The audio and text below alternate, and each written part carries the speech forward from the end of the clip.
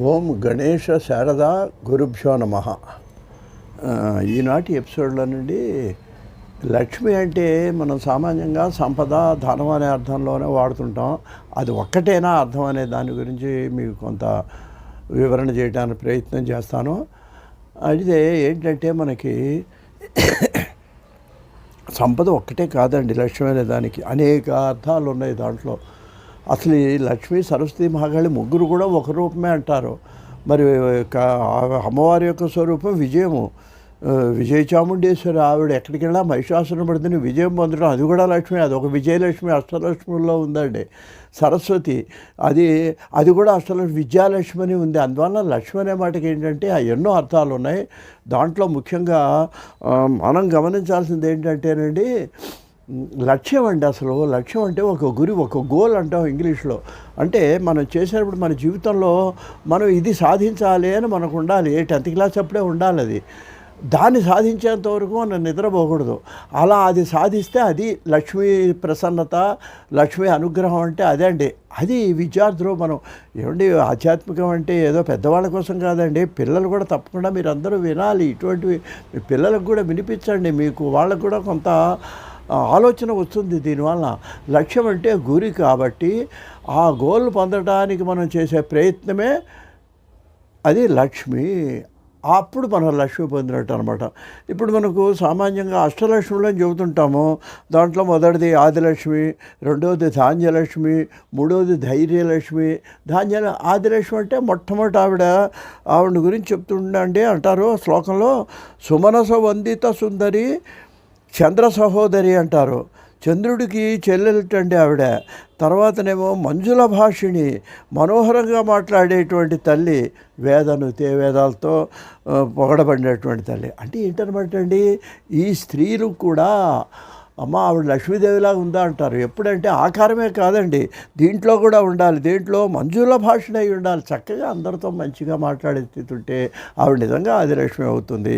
ధాన్యం, డబ్బే కాదండి, ఇంట్లో ధాన్యము, గోసంపద, ఇవన్నీ కూడా లక్ష్మి అని మనం గ్రహించాలి. అలాగే సంతాన లక్ష్మి అంటారు. వివాహం అయిన తర్వాత ఆ సంతానం కోసమే కదండి మంగళగారు, సంతానం సౌభాగ్యం కోసం ఇవన్నీ చేస్తుంటాం. ఇంకా ఒక విషయం చూసినట్లయితే స్త్రీ సూక్తంలో మళ్ళీ ఉందండి, సిద్ధలక్ష్మీర్ మోక్షలక్ష్మీర్ జయలక్ష్మి సరస్వతి శ్రీలక్ష్మీర్ వరలక్ష్మి చ ప్రసన్నా మమ సర్వదా. ఇది చివరిన ఉన్నట్టు ఇక్కడ 6 చెప్పారండి లక్ష్ములు.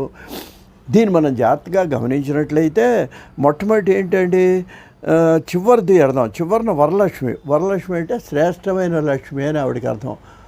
అటువంటి స్త్రీ వరాలు ఇచ్చే లక్ష్మి అన్నీ మనం ఏదో అనుకుంటాం, కానీ వర అంటే శ్రేష్టం అండి.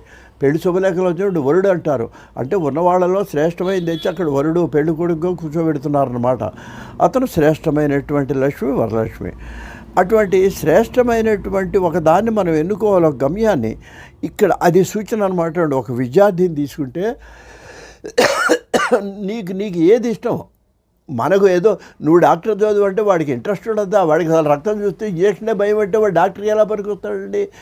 మన తల్లిదండ్రుల కోరిక పిల్లవాడి మీద రుద్దకూడదండి. అందువలన వాడికి శ్రేష్టమైంది, వాడికి ఇష్టమైంది మనం చదువులో పెడితే రాణిస్తాడు. దానికి ఏం కావాలి, శ్రీలక్ష్మి, ధనం. వాడు కొంతమంది ఇప్పుడు అమెరికా వెళ్ళి పార్ట్ టైం చేసి చదువుకునే వాళ్ళు ఉన్నారండి. డబ్బు కావాలి, డబ్బు సంపాదించుకోవాలి. ఈ సంపాదించిన తర్వాత ఏమొస్తుంది, సరస్వతి, వెనక నుంచి వస్తున్నాం. సరస్వతి అంటే అప్పుడు చదువు. ఆ చదువు వచ్చిన తర్వాత ఏమవుతుంది, దాంట్లో విజయం పొందాలి. మళ్ళీ జయలక్ష్మి, సరస్వతి తర్వాత జయలక్ష్మి వచ్చిన తర్వాత ఏంటి, మోక్షలక్ష్మి. అప్పుడు వాడు పాపం పడ్డ కష్టాలు, పడ్డ ఇబ్బందులు అన్నీ విముక్తి అవుతుంది మోక్షలక్ష్మి. అప్పుడు సిద్ధలక్ష్మి అంటే ఏంటనమాట అండి, వాడి కార్యం వాడికి సిద్ధించినట్లు, ఆ గమ్యాన్ని వాడు చేరినట్లు. ఇది నేటి యువతరంలో ఆధునికులకు చెప్పేటువంటి ఒక అర్థం అండి. ఇంకా రెండో అర్థం చూసుకుంటే వరలక్ష్మి, శ్రేష్టమైన పనులు మనం చేయాలండి. ఆధ్యాత్మికంగా దేవతను పూజించేటప్పుడు కానీ, మనం ఆలోచన చేసేటప్పుడు కానీ, కోరికలు కోరేటప్పుడు కానీ చిన్న అల్పమైన కోరికలు కోరుకోకూడదండి. మనం అందువలన శ్రేష్టంగా దైవారాధన చేయాలి. అది వరలక్ష్మికి అర్థం అండి.